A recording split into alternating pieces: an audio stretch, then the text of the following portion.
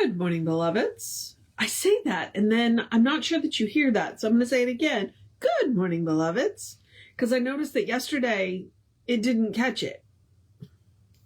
So, it counts down, and then there's another countdown, and I'm like, I don't know what you're catching and what you're not. So, all right. So, we're all a little...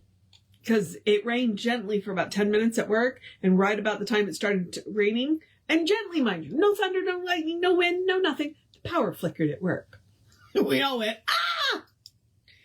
ah! And then it actually did, after Tom and I got home, it actually did, like, straight up storm and rain really hard for a couple hours. So we're going to be in for more of that today and tomorrow. But the highs aren't supposed to get out of the 80s for the next couple of days. So that's exciting. All right. So we are in the general summary. We are starting on 394, and we are starting with the first full paragraph on 394. All right. Through our own individual subjective mind, we contact the law of the universe and make use of the mind of God. Our conscious mind is limited, but the subjective part of us, being universal, is without limit.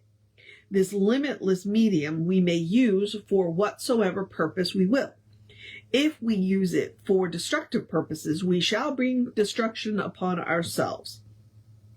The universe is foolproof, but there is no liability in using any creative power if we use it constructively. And that's Ernest's big thing right there is, if you use it destructively, it will punish you. And if you use it constructively, hey, more power to you. Okay, we can tap the reservoirs of the universal mind through the use of our own thought. We can use this power for the healing of the physical body or for the changing and control of conditions around us. The reason being that both body and affairs are, what is this word? It looks like fluent. They are mind held in turn.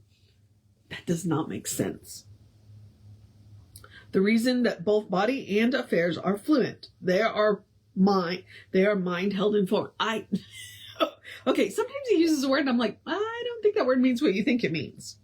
It's either that or, because I remind you that the language, this was written 100 years ago. Language has shifted. So what it meant then may not be the same meaning that we use it in now. So, okay, back to the reading. People's mind are a person's mind is the mind of God functioning at the level of the person's understanding of their place in the universe. People contact the mind of God at the center of their own being. It is useless to seek elsewhere. The highest God and the innermost God are one God. And that's in quotes, so it's a quote from somewhere. Through the medium of mind, people unify with the universe and contact a power that can do anything for them that they are able to conceive of it doing. Of course, this power will never deny its own nature. Okay? So basically, if you can think it, you can do it, but as long as it's within the nature of.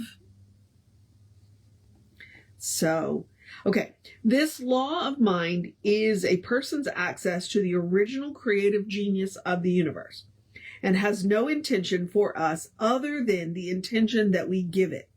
The will of spirit is already imposed upon it to do all those things which we call the automatic processes of nature, whether in our physical bodies or in the physical body of the universe. In other words, there's no destiny.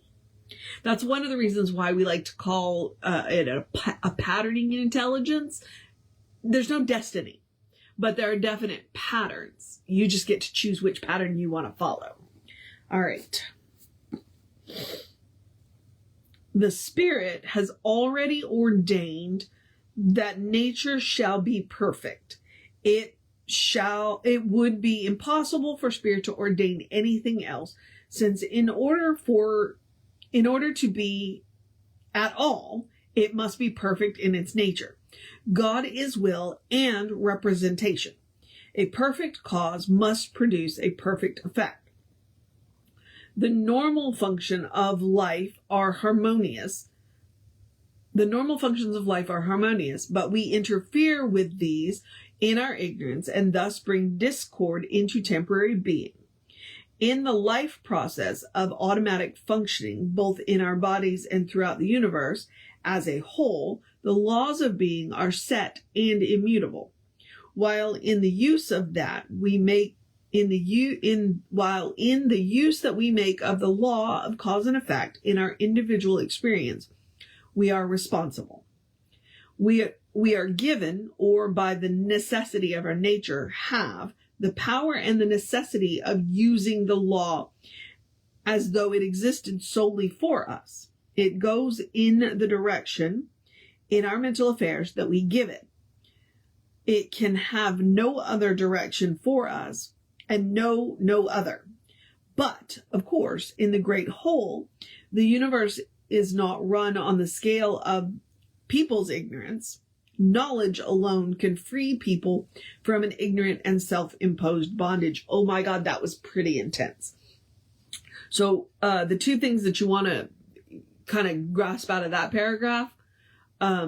One, let's talk about the word perfect, okay? So perfect doesn't mean flawless. When Ernest uses the word perfect, what he means is whole. It's all included, even the messy stuff, okay? So perfect doesn't mean flawless. So just let go of that term or that meaning when you're reading Ernest Holmes. Other authors may use it to mean flawless, but Ernest does not mean flawless.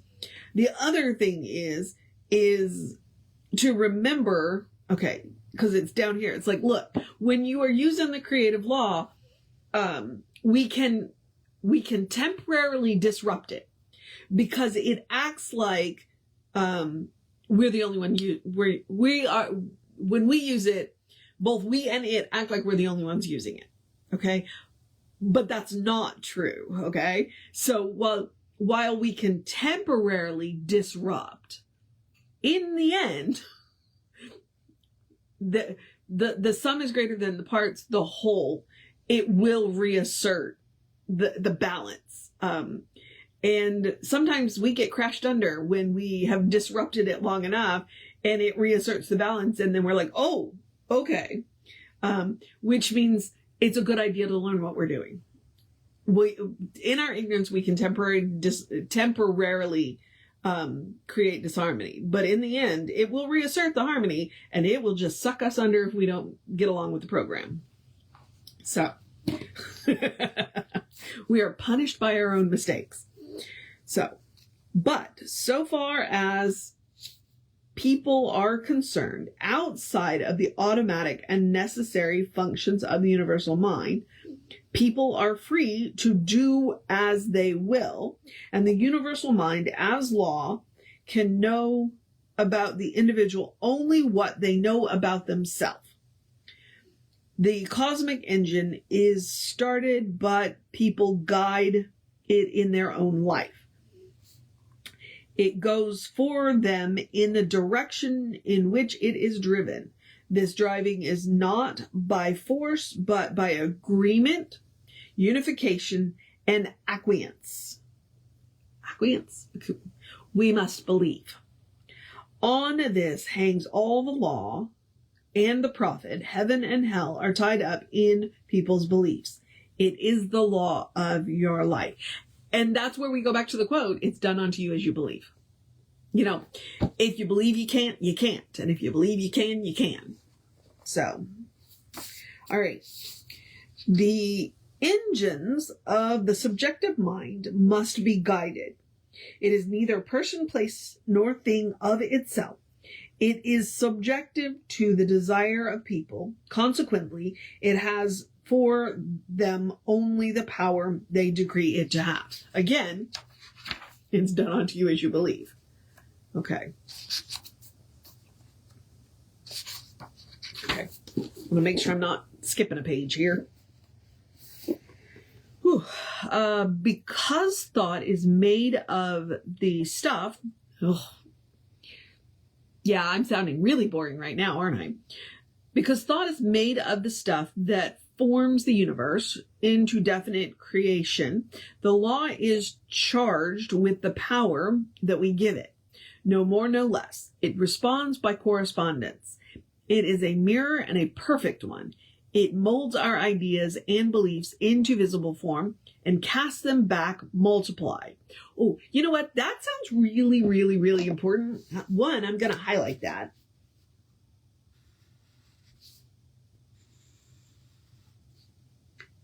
Okay, and then I'm going to read it again.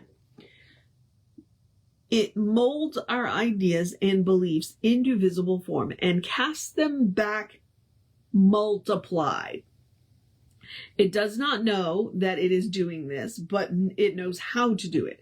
This is one of the great enigmas of the universe. Okay, so basically, if you wonder why your life is the way it is, go back and look at your beliefs, because the law is just multiplying them and casting them back at you. So if you're not happy with the way your life is going, you need to really examine what you actually believe.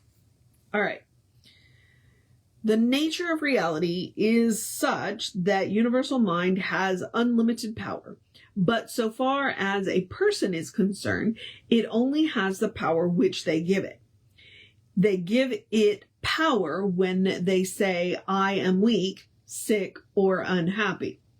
It says for them that what they first say for themselves. And since, for countless ages, people have believed that which is not true of God, their body and environment reflect this limited concept of the universe. This law is a force in nature to be used and brought under conscious control of the spirit of people, which is their conscious mind. People's conscious mind is the consciousness of God in them. Okay. Yep. Back to, it's done unto you as you believe. Mind, as law, is helpless without direction. It has nowhere to go and nothing to do of itself. It must be directed or it will do nothing of permanent worth for people. That's all in caps, by the way. Mind, as law, is an abstraction, merely a possibility. People are a concrete knower. They are the consciousness of spirit individualized, the personality of God multiplied. Spiritual people, or spiritual person, is one with spiritual God. Spirit operates through people as self-knowingness, and this makes people distinct and different from all other creations so far as mentality is concerned. Mind as law is unconscious intelligence and lives only through people. It is theirs to command, their servant. It has no desire of its own. People is its desire, will, and purpose. Okay, yeah. Sorry. You can see me gender neutraling it as I go, and I don't always, most of the time I'm pretty good. I think I do it well enough. I've been doing it long enough that I'm pretty good. I would disagree with him, though, about people being unique in creation. There are other sentient beings out there. And I don't think we give them the credit that we deserve, including dolphins. So, yeah. So I'm mildly disagreeing with Ernest here. All right. Let's see. I finished where it's going to end. Maybe. Let's see. Let's see if I can get, I don't know. While mind as law is always subjective to people's desire, we must not forget that it has infinite intelligence within itself. It is mind in the abstract and in the unformed. It is mind in an unthought state, so to speak. It takes concrete form from desires and mental images impressed upon it. It resides within us for the purpose of being used, and it should be used definitely and with conscious knowledge that it is being used for specific purposes. It will do for us whatever we wish it to do, provided we first create the thought mold. That goes without saying. The next line I actually have highlighted. So that's it, the next paragraph rather, or the first line of the next paragraph. God as conscious mind is spirit. God as subjective mind is law. God as conscious mind is self-knowing, but the law of God's mind, like all other laws of nature, is given us to be used. Okay? The law of mind obeys the orders that are given it, whether we are conscious or unconscious that such orders are being given. Being entirely sensitive to our thought, and by its very nature absolutely receptive, as well as intelligent and responsive to it, and at the same time being creative, it is easy to see what tremendous power we have at our conscious disposal. So that goes back to the reminder that every thought could be creative. Every thought could be creative, which is why it's important to mind your thoughts. I like to say, weed your garden. You don't have to watch each and every little thought, but what you want to do is mind the trend of your thought, which is why we use the garden metaphor. Because if your garden is mostly flowers or vegetables or whatever it is that you want to grow, and you only have the occasional weed, then you don't have to worry about it. But if your garden is completely overgrown with weeds and only has the occasional flower, then, you need to go back and take a look at this, because you are producing the weeds are your creative thoughts. And they are not what you want. Okay? Let's see. Because the universal mind, the subjective mind says yes, it does not judge. It never stops and thinks, oh, you don't want that. It's not good for you. It doesn't do that. It just gives you what you have asked for, whether you've realized it or not. Okay. Let's see. Which is why he says conscious disposal. The universal mind in its subjective state is what we mean by the law of mind. The subjective medium is limitless and can do anything that we may wish it to do. It must obey the conscious thought, since it has no power to reason other than deductively. This is why conscious thought has power. Power and energy are phases of mind acting as law. Mind, in all its phases, is some part of God. People are some part of God, and since God, or spirit, is a complete and perfect unit, then people's mind is simply a place where they individualized God. That was highlighted, by the way. I thought that was an important part. The only concentration necessary in the best use of mind is specific mental attention and complete mental acceptance. Complete mental acceptance.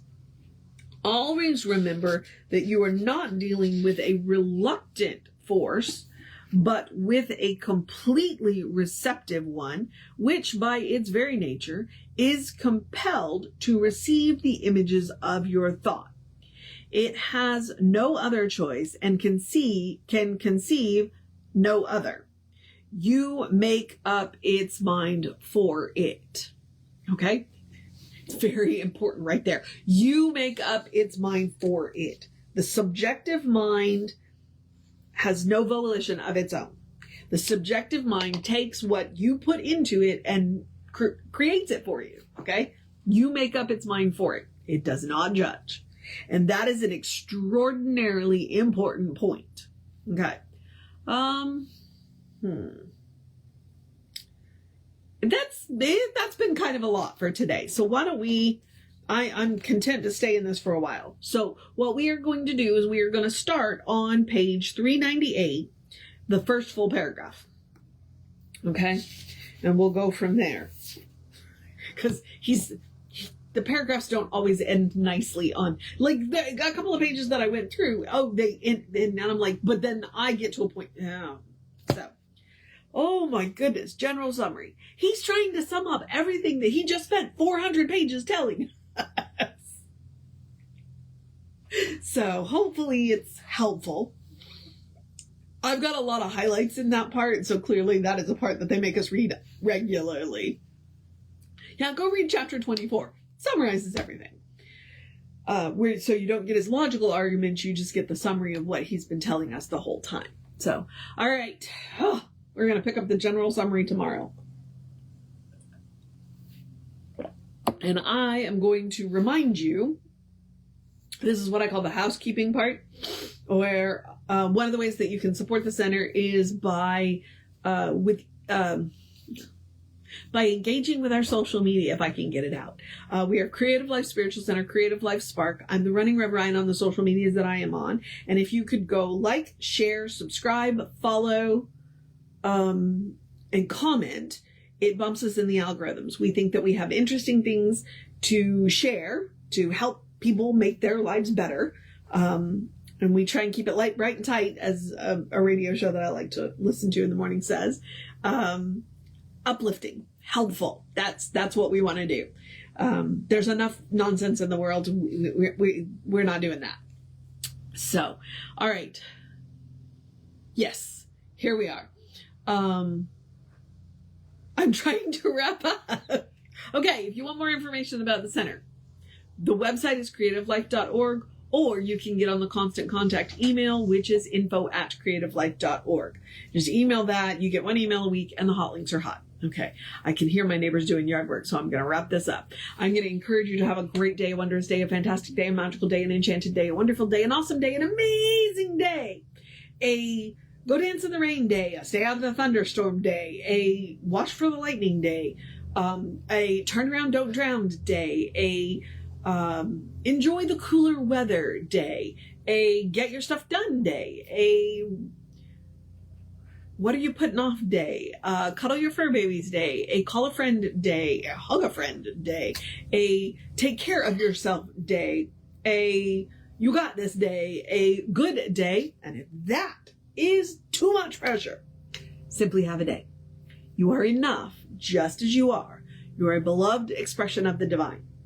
You are a brilliant light, a divine spark. You are spirit in motion. You are God in action. Or as Reverend Jesse likes to call us, you are a godling. All right? Now, Ernest calls us an individualized center of God. Jesse calls us a godling. We're just saplings. Just saplings. Learning, growing into our own. All right, beloveds. Yeah, they're about to get really loud, so I'm going to remind you, Reverend David should be on around 5 p.m. with you. I'll be back with you around 9 a.m. Take care of yourself. Know that you are loved, and I will see you next time.